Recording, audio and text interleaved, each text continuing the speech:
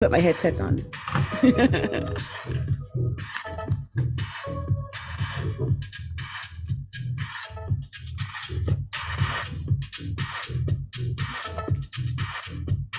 My headset on.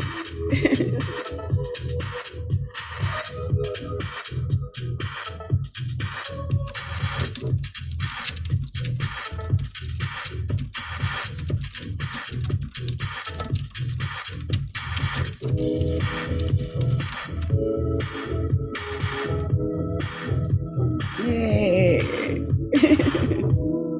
And I'm going to get this link for you too. So you can share it if you like. Give this to you.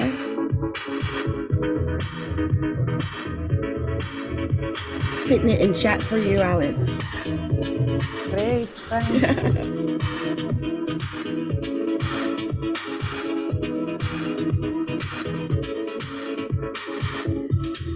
Hello, hello, hello. It is Adrienne, Capricorntigress of Astrology A Look Inside, and this is the Astrology Lovers podcast.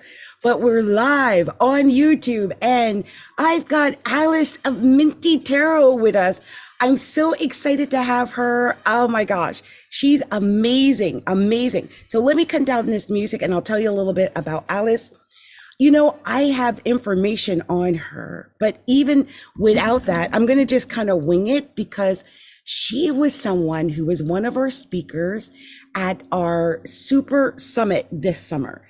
It was just a few weeks ago. I hope you guys managed to get to that. It was wonderful. We had some great speakers, lots of healing. It was very spiritual. But she came and told us a lot about who she is and what she does. And she does tarot. She knows astrology. And you're from, is it Italy or France? Where are you from, Alice, again? Italy, but I live in Austria right now. Oh, give me 1 second. I thought I cut the music off. Okay, here we go. Where is that again? I am Italian. I am from Italy, but I live in Austria, in Vienna. Ah, okay. I wasn't real sure where you were. I remember the accent, and I thought, oh, this is amazing. This is amazing. So tell me, how did you first get started with tarot? It was the first year of the university, and a girl was reading tarot beside me on the park during the lunch break, and I was really immediately fascinated. I spoke with her, and then I bought my first tarot deck, which was a Marseille tarot deck. I don't know if you know tarot. Yeah, yes, definitely. I dabble in tarot myself, and I torture all my listeners with my tarot. But I'm usually pretty spot on with it because I think it's all about what we are able to tap into, right? If we're intuitive, we can still tap into whatever those intuitive messages are. So I saw that you have your own channel as well on YouTube.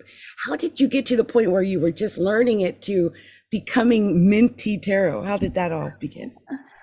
But at the beginning, I struggled a lot because, you know, there is this conception that to read tarot, you have to follow the book, the manual, and instead I had a lot of problems to understand, to remember the meanings, to understand which meaning to apply each time, etc., etc. Certain point, I realized actually that I had just to get inspired by the cards, and then after practicing, after becoming a professional, because let's say before I was having another career, when I had the kind of call towards this world to make it professional, to open my business, etc. I also realized that I wanted to share with other people my ideas of tarot. Means that, you know, I noticed among my students and the people I frequent in YouTube, in Facebook, etc., etc., that everybody has at the beginning the same struggles I had in the past, which means there are 78 cards. I don't know which ones means what and which meaning to choose, etc., etc. Instead, the tarot can be very simple, and this is the idea I want to to give to people through the YouTube channel. And with videos, it's much easier for me than with a blog, for instance. I prefer sharing with video examples, you know. I notice you do a lot of the 3-card, like pick a card out. You pick a card reading, and but also a lot of tarot tips, how to read better tarots. Yeah. And I like that because I think when you get the deeper insight into the cards, it really expands your awareness when you're looking at the card. Like, I love that. It's a kind of channeling, you know, in a way. It is, isn't it?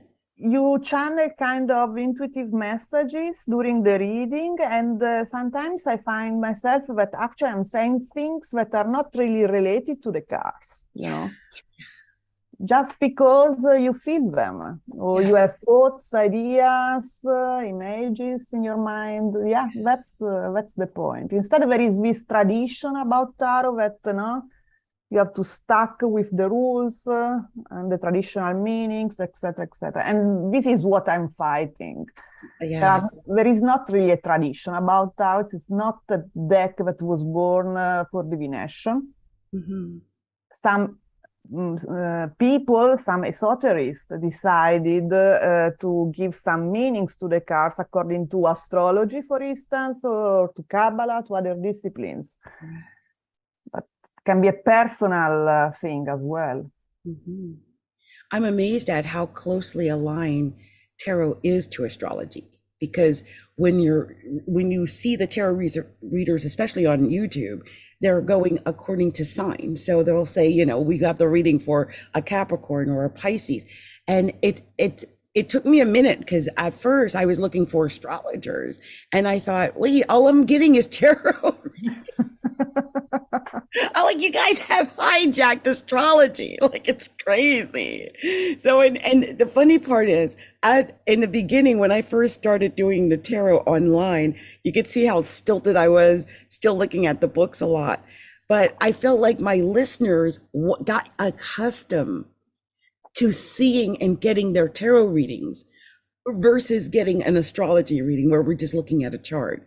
So I almost felt like I had to integrate that into my business, and it began to take on a life of its own. But I still call myself an astrologer and not a tarot reader. So there is a big difference in there, because I think those who really dedicate themselves to being just tarot readers really delve deep into it. Aren't you the one that has all that great information on the tarot cards?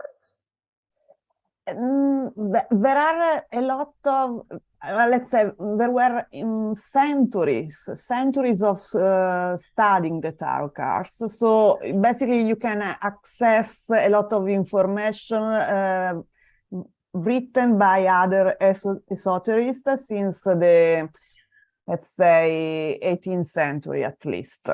And so you can enrich your vocabulary, your set of meanings and connection thanks to their writings, basically.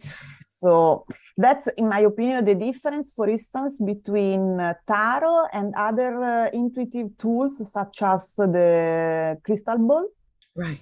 You can access the crystal balls with your intuition and to have messages, but let's say you have to rely on your symbologic vocabulary. Let's say, no? Yep. So I see a lion. What does a lion means for me? The tarot, instead, for good or for bad, has a lot of books about what a particular symbol in a card can mean. Right. So that gives you much more freedom of expression somehow. No? You don't have to struggle by yourself. Oh my God, what does it mean, etc. Right. I've actually done the crystal ball readings live before, which it's weird that you're saying that, because I just felt like I was going off of, I don't know what you're picking up when you're just rubbing on a ball and you're just getting all these messages. It's a very unique experience, but it's a completely different experience than when you're reading tarot. Tarot has somehow the help of this history of study that can help, but the thing is, you don't have to be limited by it. No, still you are the reader. Still, you can see beyond these books, this set of meanings you have. Maybe I just get attracted by specific small part of the card and not the rest. I can forget about the rest of the card. So but I think it's also very different somehow from astrology, because for sure tarot has the same, let's say, the same set of tradition, because it comes from the Hermeticism, which is a branch of philosophy that shares a lot with astrology. And so there are astrological meanings to the cards, but still astrology for me, it's very mathematical. And I'm not very good at math. Yes. I tell people that all the time. They come, matter of fact, I've got videos on it in podcasts where I talk about astrology as a science. It is very much more scientific than people give it credit for, because they're so used to what they get off of magazines or, something like a fast food joint. But it's very deep. You've got to know your numbers. Otherwise, you're just spitting in the air. People don't get that. It is very, very precise. And that's you why have to be talented in mathematics, in my opinion. Oh yeah, you've got to know your numbers. I mean, where the placements are. It's all about the transits. So people forget that, and they want a quick fix. They want a quick answer, like you can get with tarot. I feel like tarot is much more tactile. It's like you feel that answer, right? You can have feelings, body senses, body sensations, images, something more tactile, as you said. Yes. Astrology, in my opinion, is a lot of brain, no? It very much is. Very much so. It's funny, I'm laughing to myself because I am a double Capricorn, okay? But I have my Mercury in Aquarius and my Saturn, the chart ruler of my whole chart, in Aquarius, all intercepted in the first house. And my Mercury is in mutual interception with Uranus in Virgo. Now, all that means, and it's in the 8th house, it means I want to know everything. That's pretty much. I want the details. I want all the details. So even if that means going in spiritually to get the details, so is, Uranus in the 8th house. But yeah, that's what it is. And I feel like that's what astrology is. It's really about gaining, it's like brain power. It's all that. It's very Einstein, right? People don't give it credit for that. They really don't. So I wanted to ask you some questions about tarot because you are a specialist, and I have a feeling that you've got great answers to this. So invariably, as a tarot reader, there's always certain cards that I feel like I'm weaker at than others. Like I don't really, I know it, but it's not that concise. So let me just throw some at you, and then you can give us some feedback on what you feel about those cards, okay? So one of the cards that it comes up all the time that I always have questions about, and I know some people are like, it's getting away with something, but the 7 of Swords, what's your take on the 7 of Swords? Right? That's the difficult one, indeed. I know. That's why I did this. I knew it. First of all, I want to clarify that in my opinion, there are no good and bad cards, okay? Because I think the beauty of tarot is that it's very flexible tool.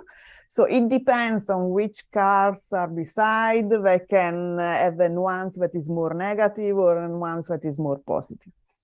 The 7 of Swords, to me, reminds a lot of the protagonist of the Odyssey. I don't know in English, Odysseus, you know?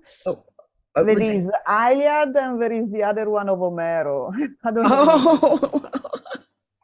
which the one of the horse in the city. I don't know. The horse in the city. Oh, Yeah, the one that invented the horse to capture the city. oh, the Trojan horse, the Trojan Yeah. horse story. Yes, Mhm. yes. Yeah. So, which means a character that is very intelligent, very with a very quick mind and very strategist, and for the good and for the bad. It depends. Most of the times, in my opinion, it advises you to be a strategist. It can be, let's say that you have to make a plan to save yourself and your goods and whatever your problem is. It may suggest you to run away because the situation is not nice. And or to keep quiet, not to tell others your opinion. It's not that every time transparency is a good thing, probably, for the tarot. And the Seven of Swords suggests that actually it's better to play smart instead of being friendly, open, and transparent. See, when I see it, I instantly think that's somebody trying to get away with something. Don't trust them. There's something underhanded, sneaky. There's something going on. Because like you said, they're strategizing. You're thinking you're having a conversation. They're in the middle of a strategy, right? Like, how can you trust them? It depends. If there is the Seven of Swords, you ask about a person. And there is the Seven of Swords with the Knight of Cups. The Knight of Cups can be, the Knight of Cups as well is something neutral. Let's say with the Ace of Cups, okay? So love is coming to you, but not openly. You don't recognize it at the beginning because it's something that is hidden in the, You got the Seven with the Knight of Cups. My goodness, that Seven of Swords. Like, you're getting the offer, but what's beneath that offer, right? It sounds so good, but it's maybe dealing with what they call a narcissist or something we don't know, right? But among all the minor arcana, actually, in my opinion, the Seven of Swords is really complex, more than others, because there is the escapism, the strategy, the playing low profile, to play the low profile, not to be really open.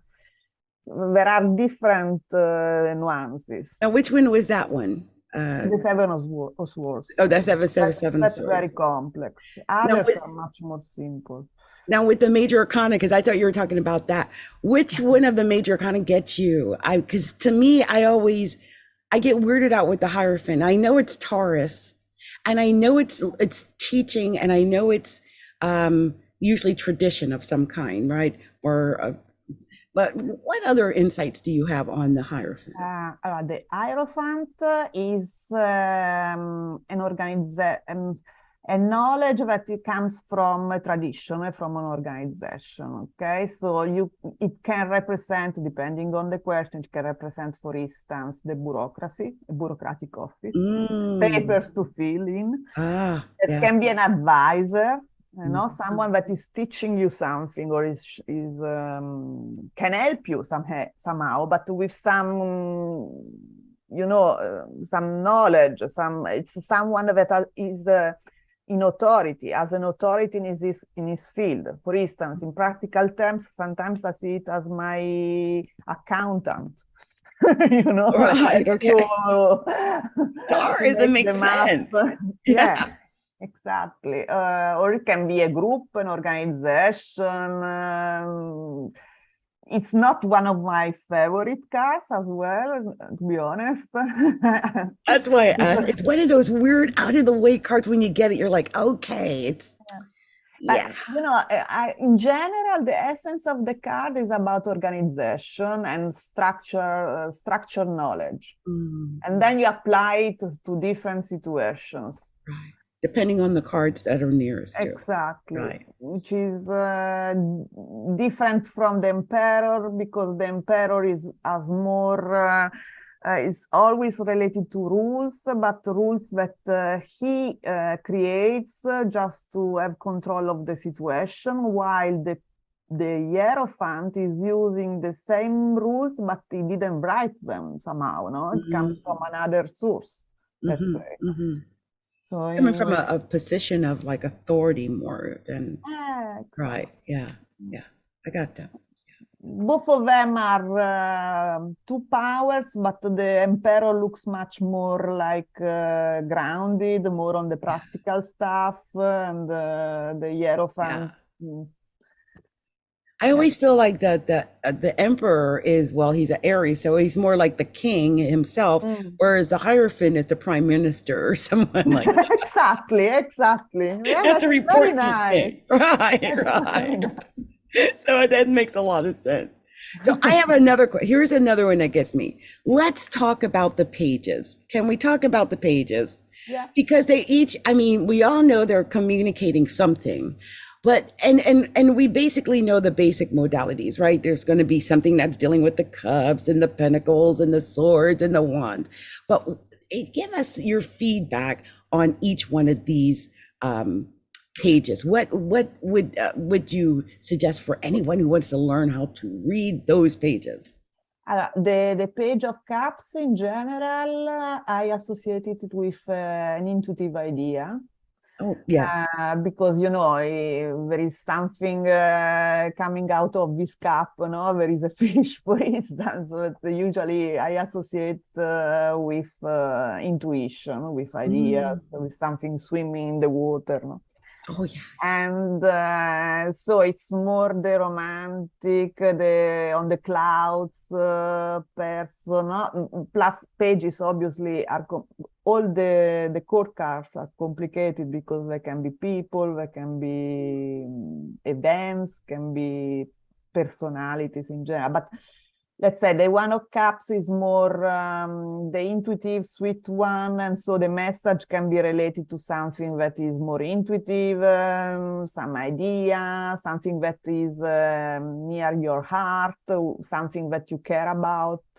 Even in a work environment, that can be a project you have that you really like. And the sword one is the one that, in my opinion, is a little bit kind of Harry Potter style, you know, like the one that studies a lot, that looks in the nerd one, let's say. Yeah, no? yeah, the nerd. The nerd. And someone that doesn't really trust people, you know, with this sword. Like when you look down and your best option is a page of swords, that's when you worry. Like that's all you got.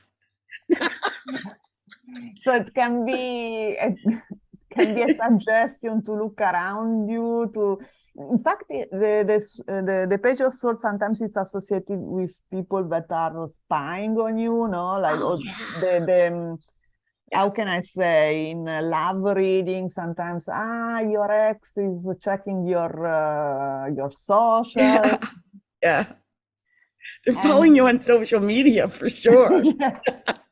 Yeah. They're too nosy. Like.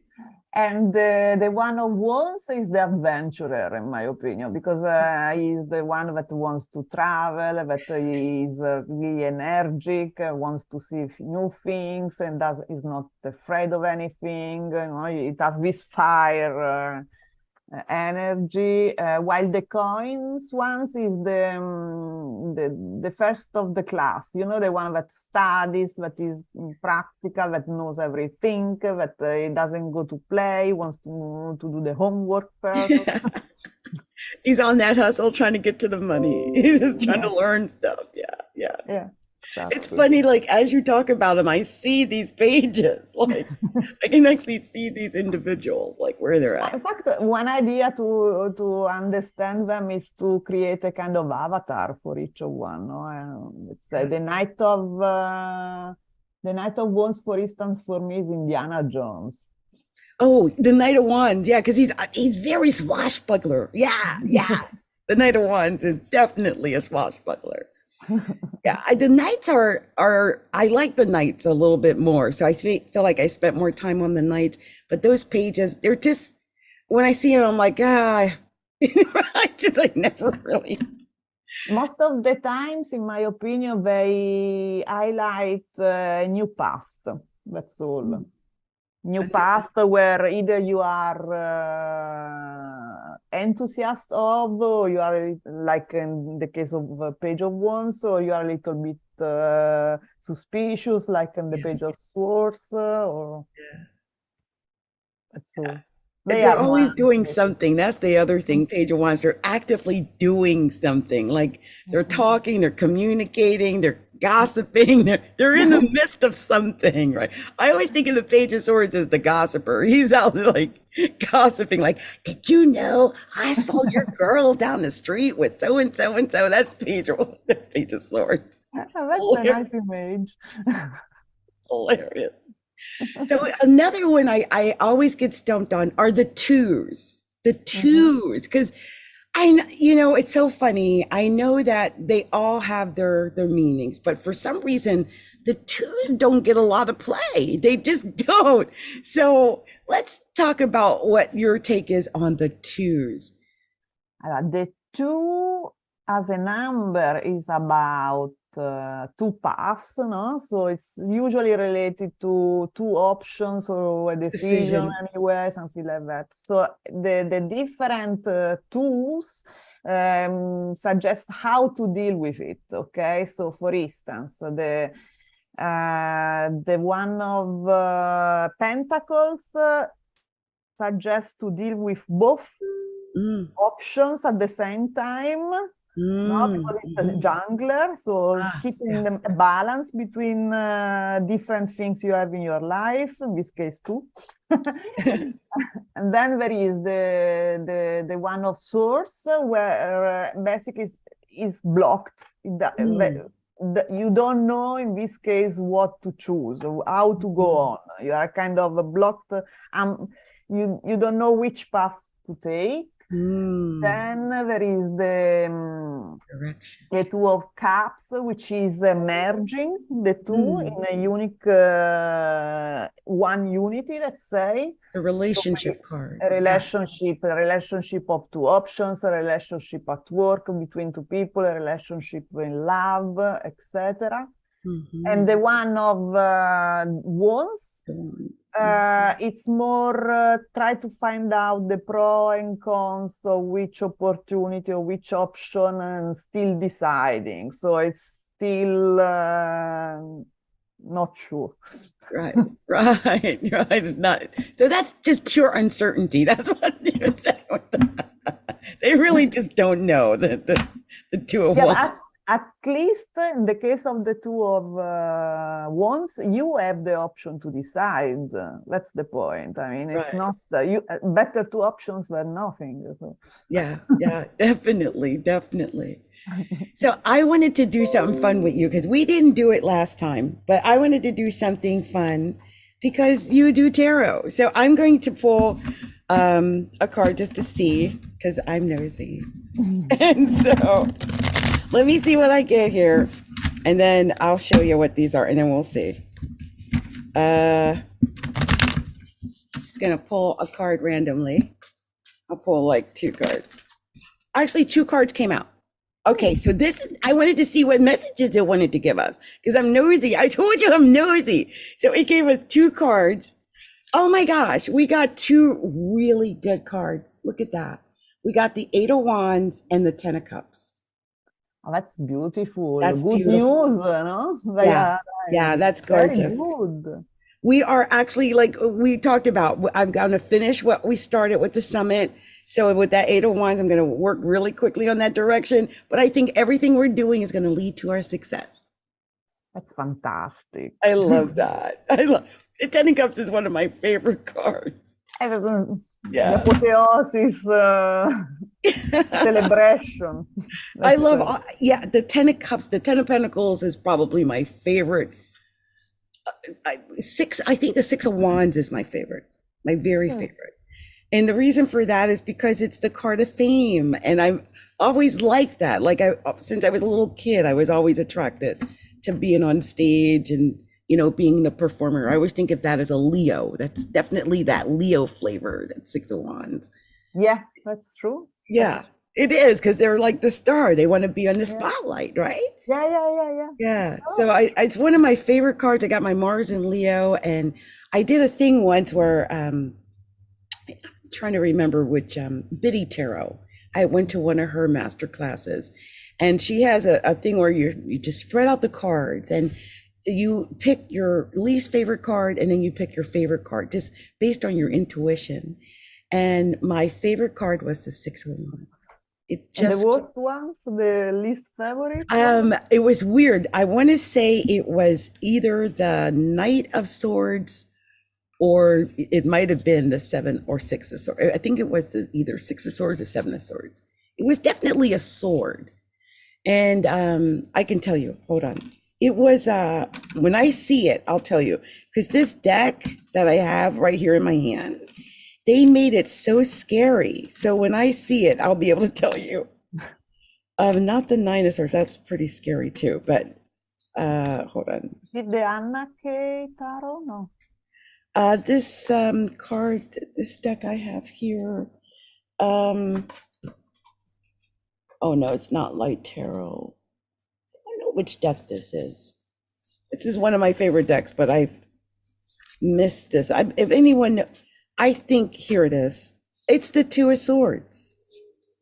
I'm pretty sure, let's see if I see the Six of Swords, if that does the same thing to me.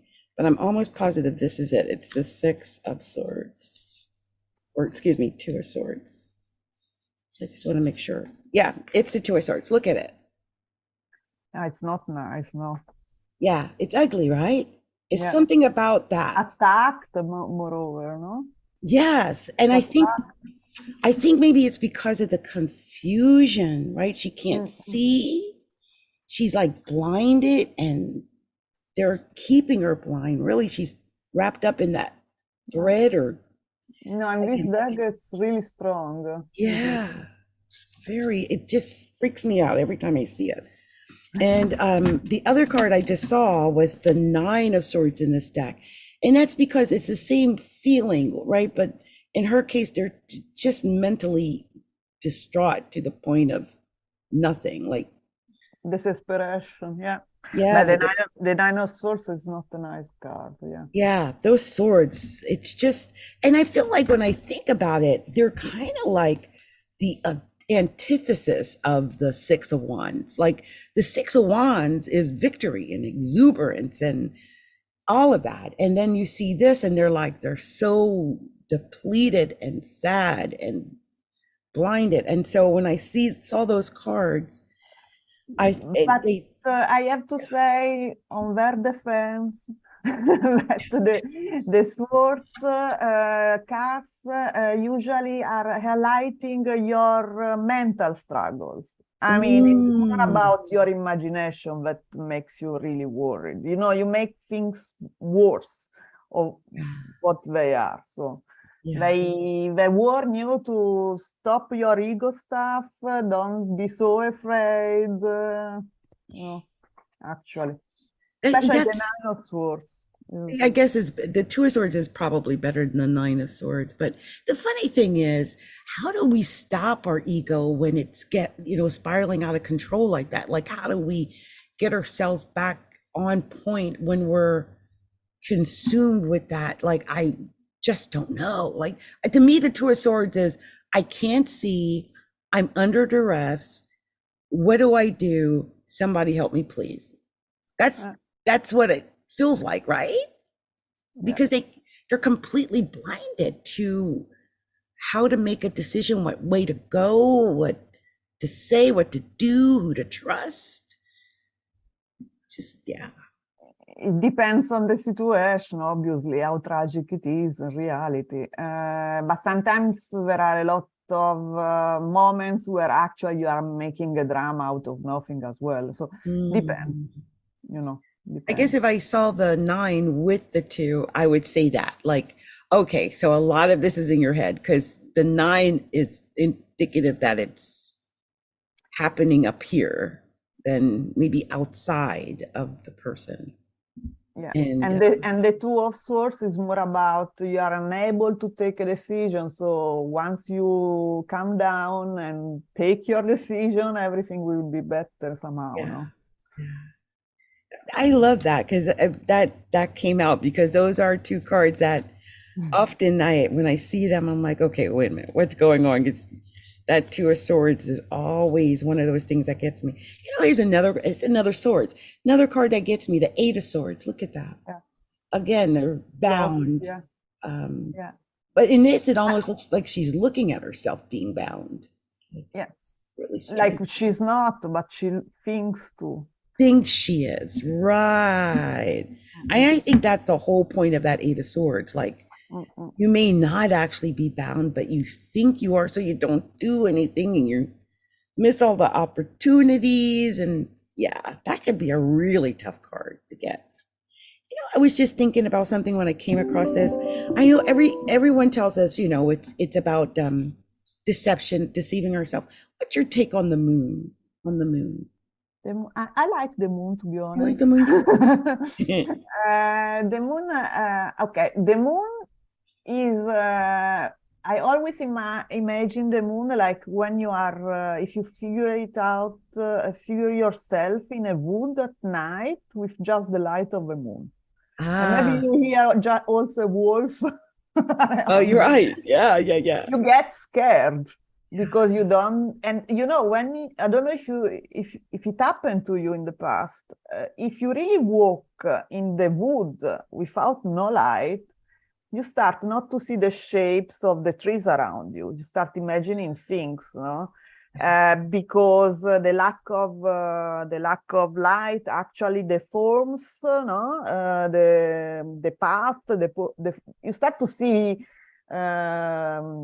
monsters where there aren't. No? So that's the energy of the moon. That can be nice. It can be not nice in the meaning that you can get scared easily. You can be mistaken easily because you don't see very well, but at the same time it's also very magnificent. Let's say that you are not lost in the wood, but you are on the top of a hill and you have just the light of the moon, and you get very inspired, very intuitive, very romantic. So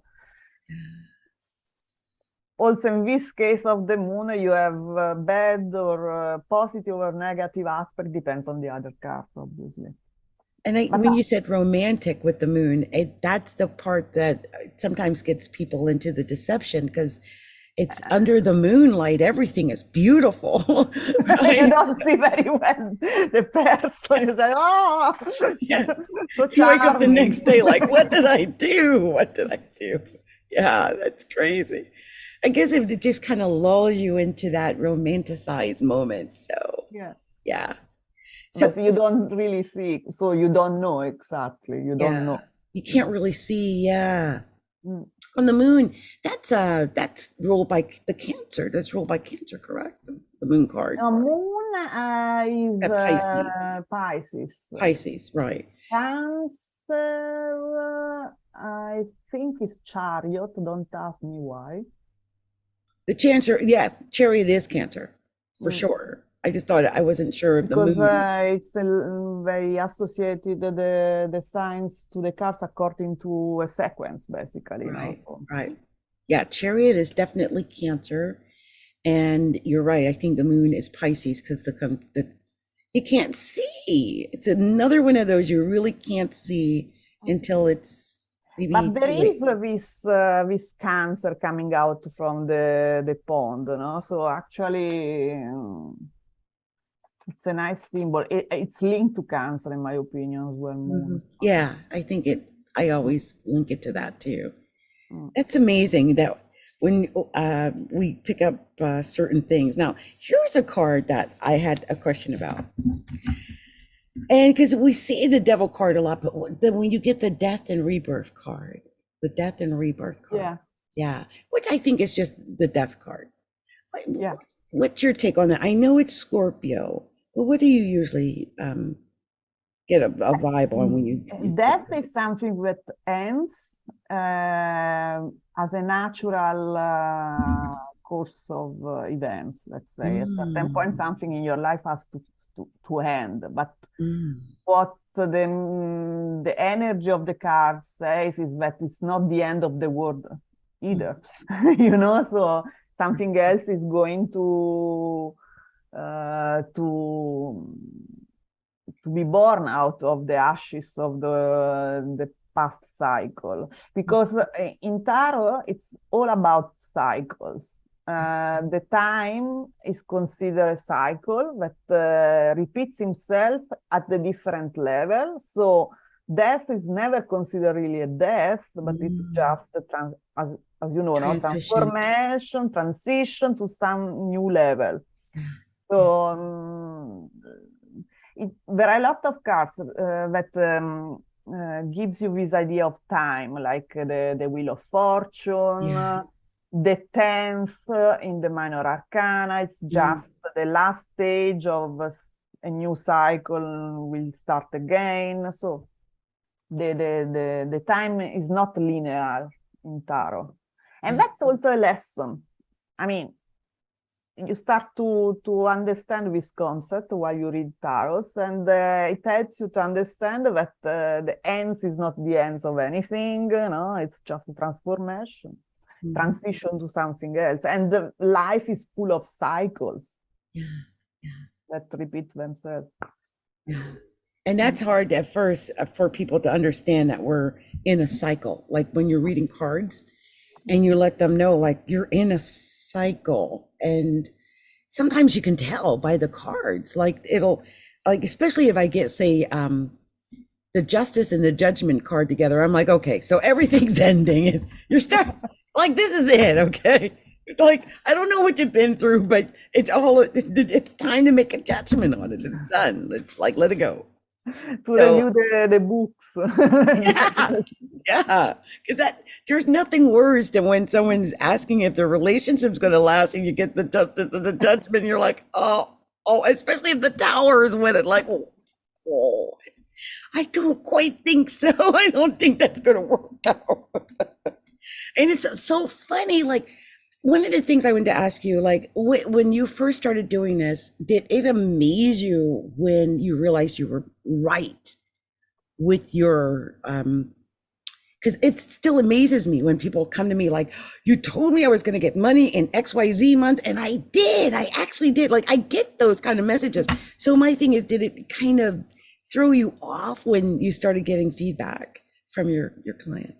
It's fantastic, and especially when, let's say, it's easier when you read to strangers, no? Because you don't have preconceptions, you don't assume No anything, expectations. you know? You don't have expectation. Not also, let's say, if you read to friends, to yourself even worse, but if you read to friends, you start to use your the analytical mind. You have already some information, you start to interpret the cards according to this information you know already, the background that it's that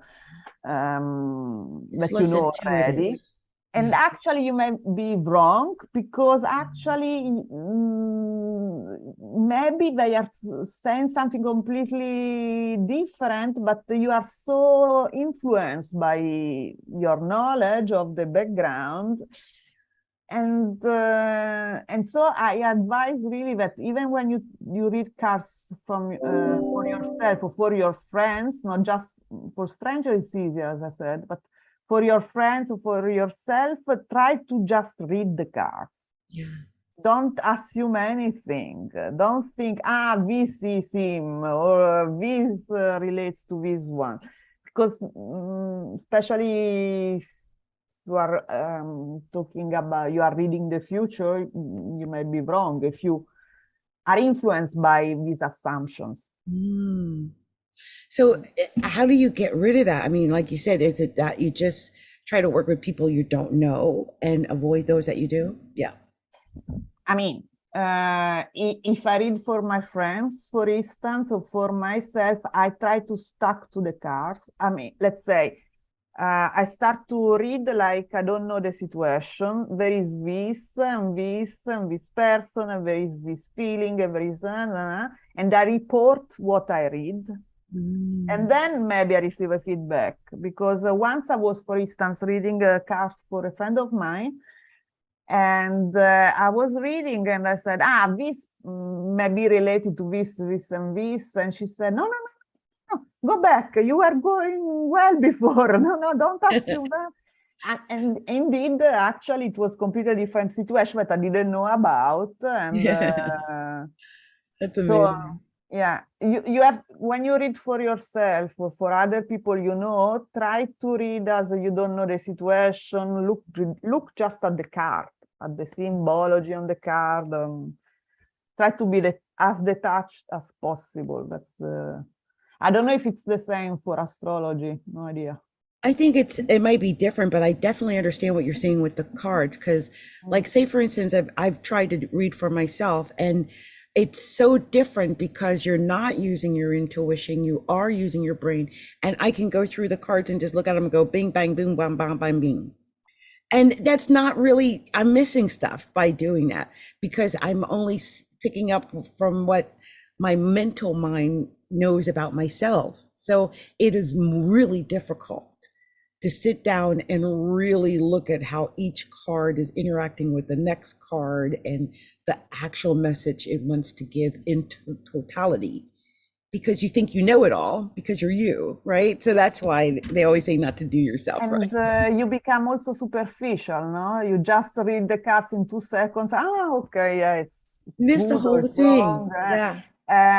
In this case, I would prefer to start describing the card. No, go to basic. Describe the card and maybe write down what, in your opinion, the feelings of the card, what it means, etc. Like if it was for another person. And from when you say that, it sounds like it's more important to go with the feeling that you have rather than the knowledge that you might feel that you already know. It helps also to be more intuitive because what I'm saying is sometimes the meanings that you know because you learned them in the books can be a little bit generic or stereotype. You know, like look at the image. What makes you think? You know, what is the action of the character on the cards? What are they doing? How do they look like? Because, you know, I assume I come from the point of view that the cards want to tell you something, but they have just these 78 sets of images to tell you something. So sometimes they want to tell you something that don't have these meanings. If the meanings are too woo-woo, too spiritual, they are not able to tell you something practical. But sometimes you find it from the image of the card. Let's say the Seven of Pentacles can just tell you go and buy some fruit at the farmer, you know? Yeah. Depends on the question, let's say. But they have this car, just this car that looks really like a farmer. So that's hilarious. It's funny because when you're looking at the cards, they might have one meaning, but mixing them with the person sitting in front of you is vital. That's so important. Probably one of my best reading I ever had was with a tarot reader, actually. And it was about, I would say, a year and a half before my husband left me. And I had married him, I guess it was 2 years because we were married 2 years. But it was about a year and a half because I had seen them about 6 months into the marriage. But 2 days after I married this guy, he hit me in my head. And I was worried, so I went to see a psychic about it because it felt weird. Like Yeah, we made up, but it felt weird. I just felt weird. Like I can't explain it. And I didn't tell her much. I just said, I'm concerned. I married a guy, he hit me in my head.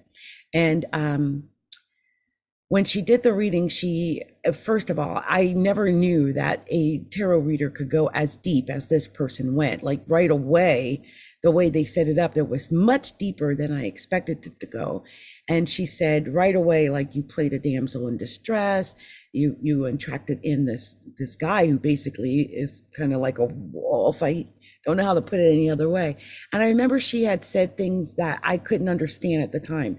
When I say I was very naive to the world, I'm very naive even now. And I mean, I'm not a young chick, but I am still very naive. And she had said some things to me I did not understand about toxic relationships and games they play, like narcissists, and how people might have what she said was a long game, the long game where they marry you, but they're not in love with you. And she kind of what she said was just incredible. It was so scary, in fact, and so deep that I had shared it with my daughter, and I had mistakenly shared it with my husband at the time. And he was so adamant that I got, delete it.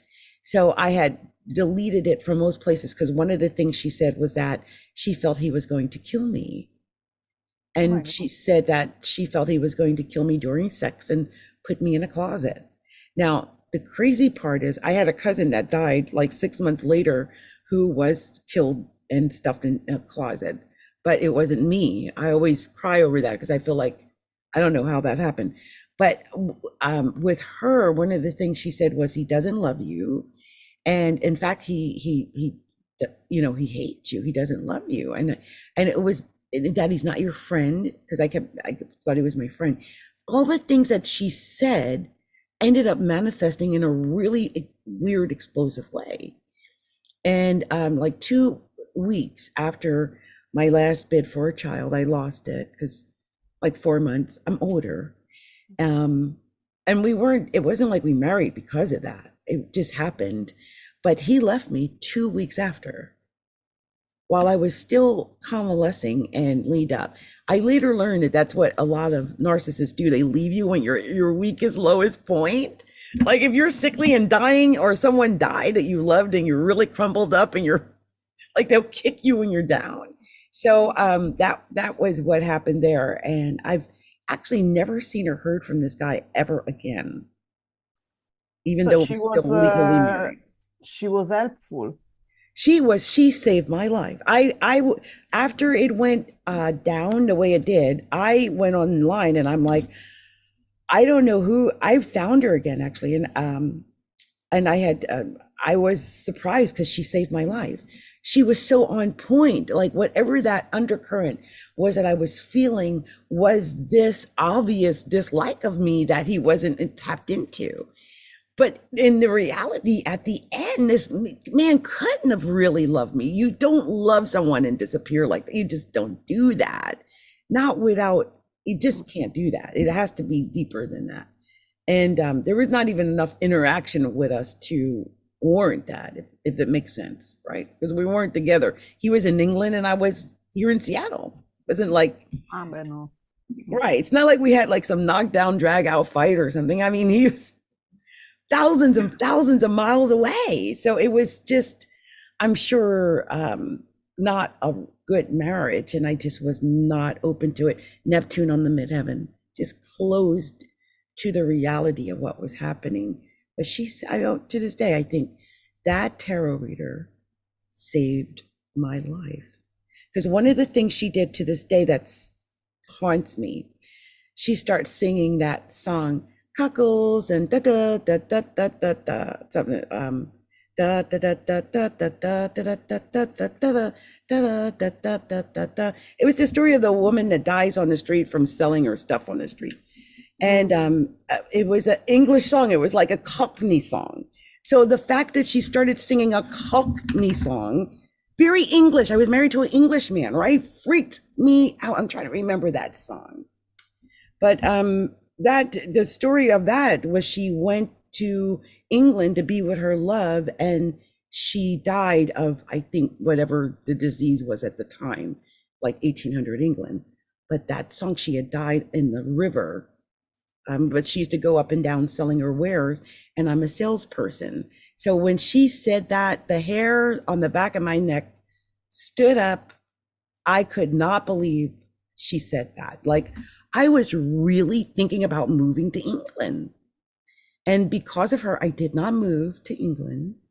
And I feel like that's why I'm still alive to this day. Because if I would have got on his turf and he didn't really love me and he was, ended up hitting me, it would have been devastating. I would have been without friends, family, anything, completely isolated. Yeah, somehow she underlined the danger, no? Because you had already he already beated you as well, no? So it was like a confirmation somehow. I was in such cognitive dissonance about the whole relationship. I was so confused because now I'm so much wiser. It's so weird, but I didn't know anything about love bombing or, covert narcissism or gaslighting or any of those things that they do. And so, the love bombing stage was so beautiful where he came in from England. I met him online. And now it's like a classic MO of these kind of guys. They meet you online, they come in, they swoop in, they take all your stuff. But I wasn't thinking anything like that. I thought, oh, I knew him. I met him playing games online and we were, end quote, friends. I'm so much wiser today. But had it not been for that particular tarot reader, I still to this day think she saved my life. Yeah, that's good, I would say. I really do believe it. And it's like so weird. I think Otherwise that you were in a closet right now. yeah. Yeah, imagine that, right? Well, see, it goes deeper than that, Alice, but we're on a public show, so I won't go deeper about the sex and this stuff. I will just say he was really into that 50 Shades of Grey stuff. That whole, because I live in Seattle, so I really believe for him, the whole 50 Shades of Grey thing was really deeply embedded because he's English, I'm American, I'm in Seattle. And I feel like he really wanted to play that out in reality. And at first it seemed a little bit exciting until it wasn't. And then it was scary. And then I realized I needed to speak to someone. And I regret that that it worked out the way it did, but I don't regret that I protected myself. No, in fact. And you stopped it quite at the beginning somehow, no? Yes, there are some people that get into these kind of relationships and they're in them for 10, 20 years. And then suddenly the guy goes off and, or you find out he's buried people under the basement or whatever it is that happened. But I'm just grateful that I kind of had insight because of someone who was gifted enough to tell me the truth even before it unfolded. So I feel like I was blessed in a way because I got this insider information that if I hadn't have believed in tarot, I wouldn't have never got that information. It's a kind of synchronicity somehow, no? Since you believed in tarot, you found the right, because maybe another person you would not have trusted. No, a friend, for instance, a family member.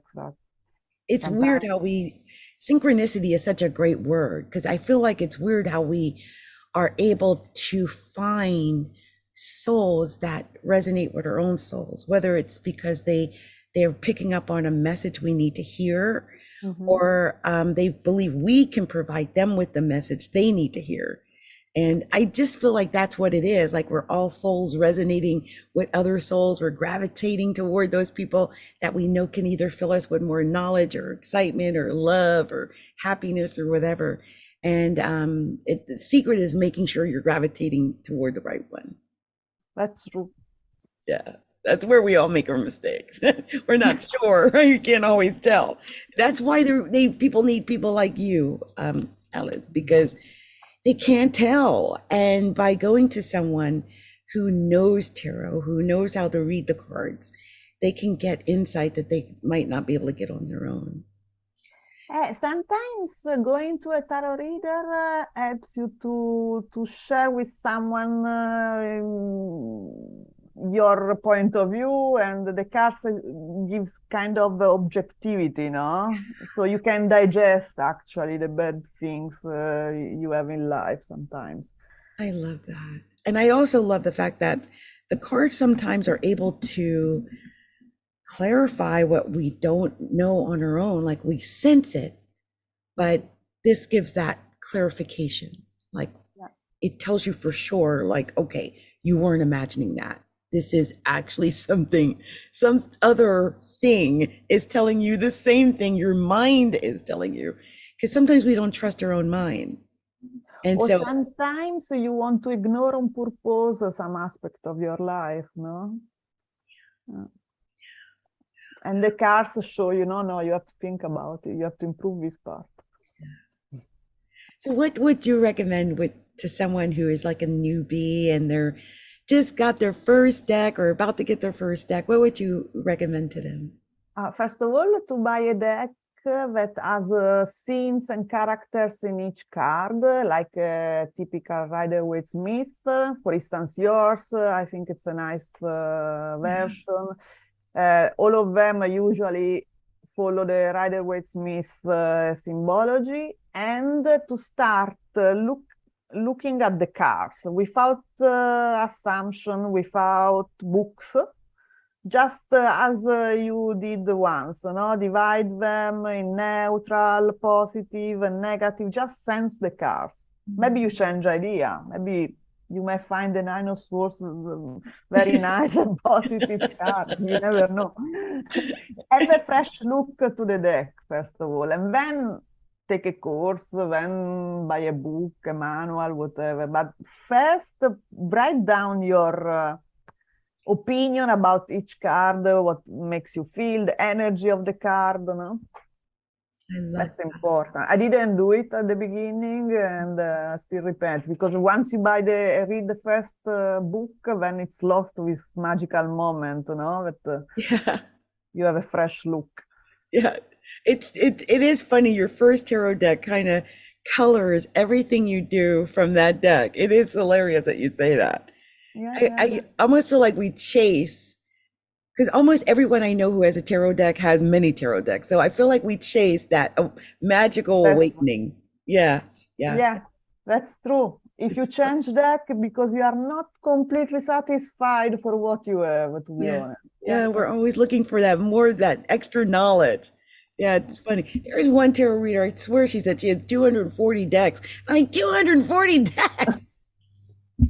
Like, that's crazy. But then you look around and you realize, oh, I've got a stash of already building. I realize my daughter's already got a stash. So I think when we're starting to look and we're investigating, it just is natural to keep buying, looking for that new knowledge that it can provide to us, because it's a unique feeling. Yeah, because each deck has a different interpretation. No? It's like collecting paintings somehow. It's No? true. So, They each have a different vibe, like a vibration. yeah. Yes. Yeah, it's true.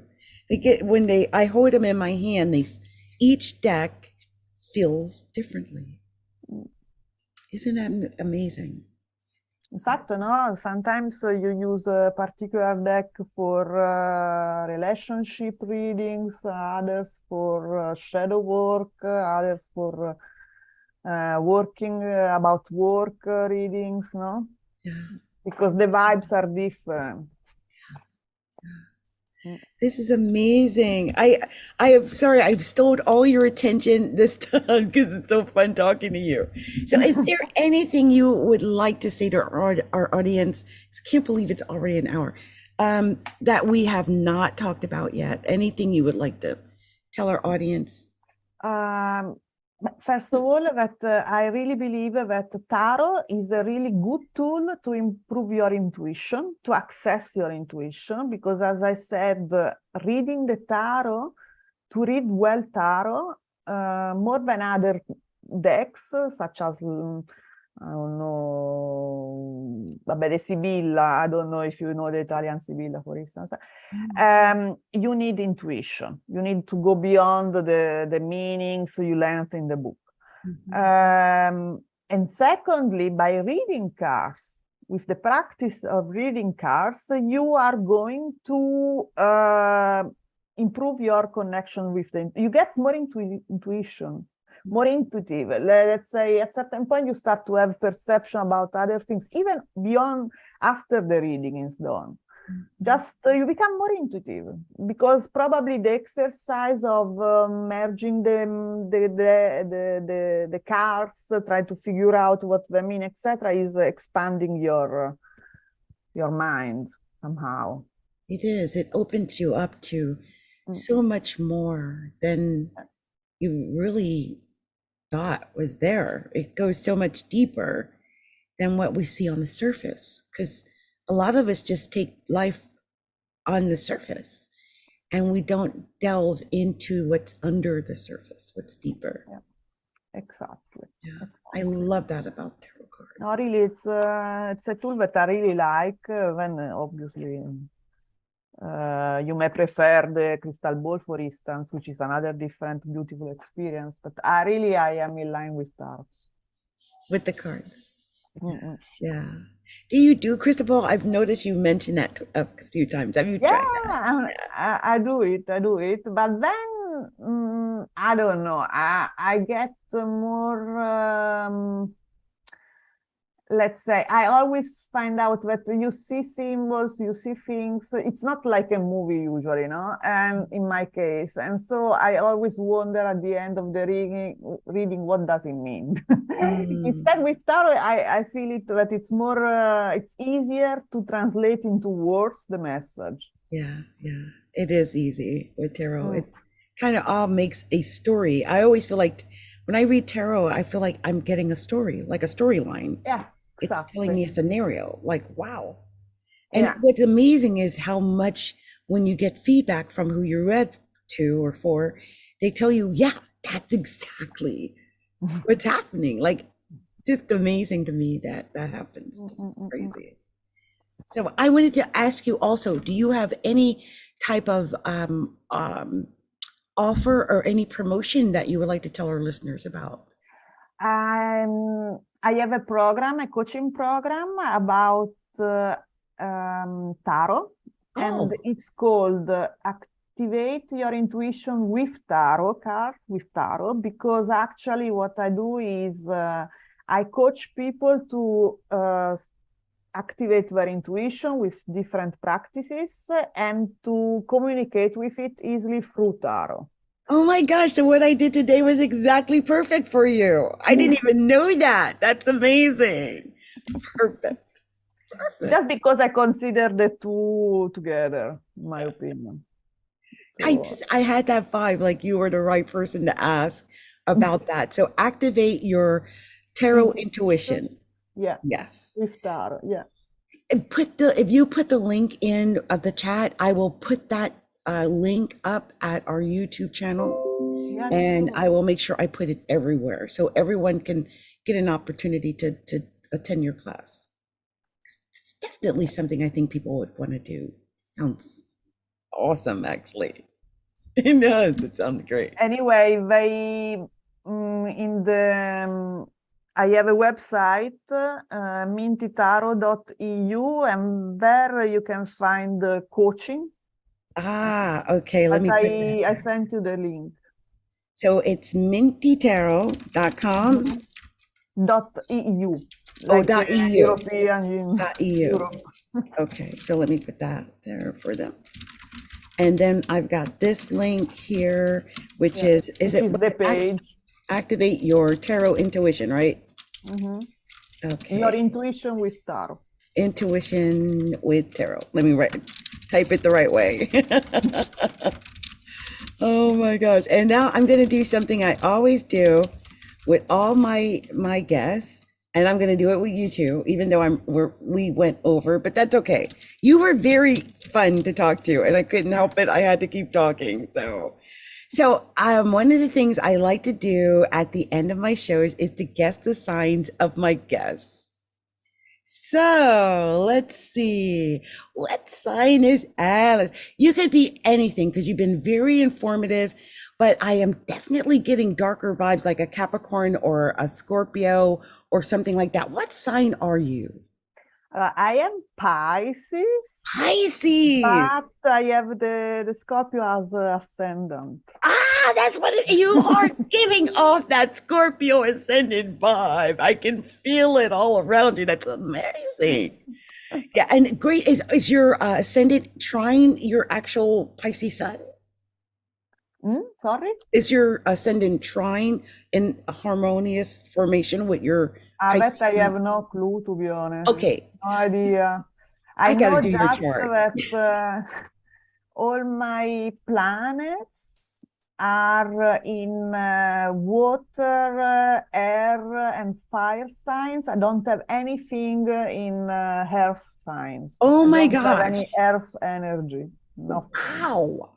That's crazy. I'm all earth. I am like mud, okay? I'm earth. I got my sun in Capricorn, my ascendant in Capricorn, my moon in Taurus, in grand trine with Pluto in the eighth house, and they're in the 12th, fourth, and eighth houses. So earth in water, mud, right?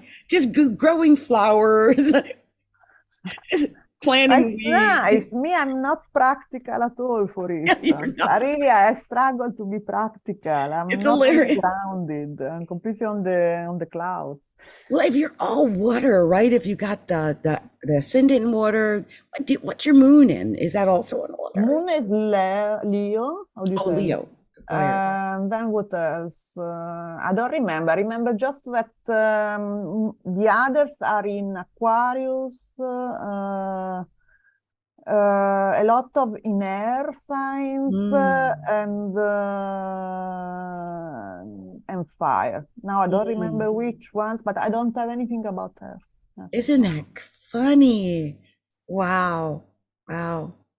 Yeah, it's funny because I have a really well-rounded chart. I got some fire in there too, but I know some people who have only a few of each of the different modalities. So they have maybe earth and water, or they have air and fire, and that's it.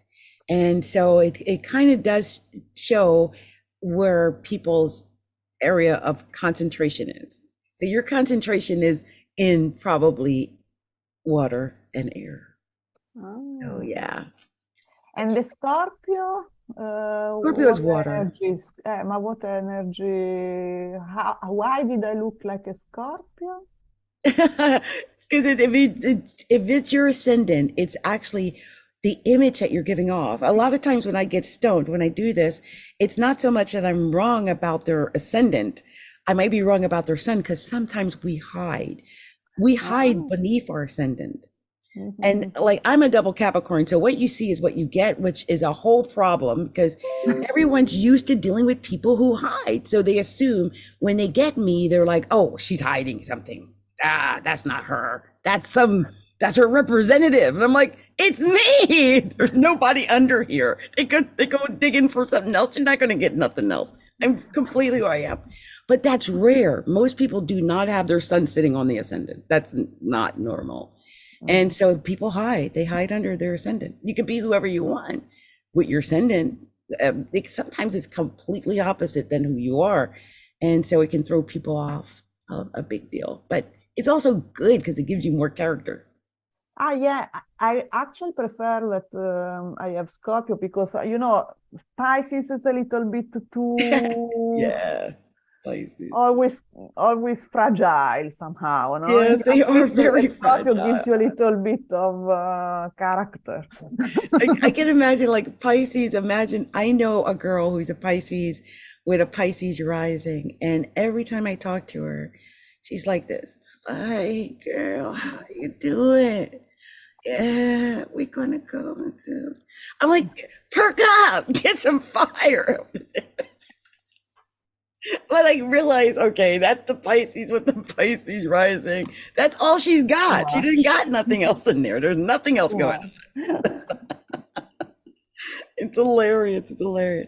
Anyway, Alice, I loved having you here with me today. You have been so much fun. And anyone who did not get to go to the Super Summit, Alice was one of our speakers at the Super Summit. You can find out more about her when I post tickets to get to the Super Summit. Even though it's done, the replays are going to be available. And I was just telling her before the show, I'm repackaging them so everybody can see all of our guests from the Super Summit. So thank you for that. And thank you for today. Thank you for Thank you to you. Thank you very much. It has been very nice to stay here with you. It's been fun. Sometimes I get 3, 4, 5 people and we're all like the view, but it's always nice when I can do individual interviews. I love it. I love it. Much love to you. Much love to you. Now you got to do what I love to do, which is we're going to dance on out of here because I love to dance on out. And so let me put the music on so we can do just that and we can party on out and get that song. Where is our song? I thought I had it, but it disappeared on me. So give me a second. I'll put on the disco music. Yeah, I know it's so weird because it feels not right not to have music to dance to on the end of this, and it's just one of those things I've started doing. Let's put this on. I Will Survive. I really like. Let's see. Oh, well, here's an interesting song. I think I just grab a song that I have. I already have these songs. So you guys, it's been so much fun. So much fun with Alice of Minty Tarot. Please support her. Don't you have a YouTube channel, Minty, Alice? Yeah. I have Minty Tarot as a YouTube channel. You can just Minty Tarot, right? You can find her right here on YouTube at Minty Tarot. So much love to everybody. Many blessings and let's party. Yeah.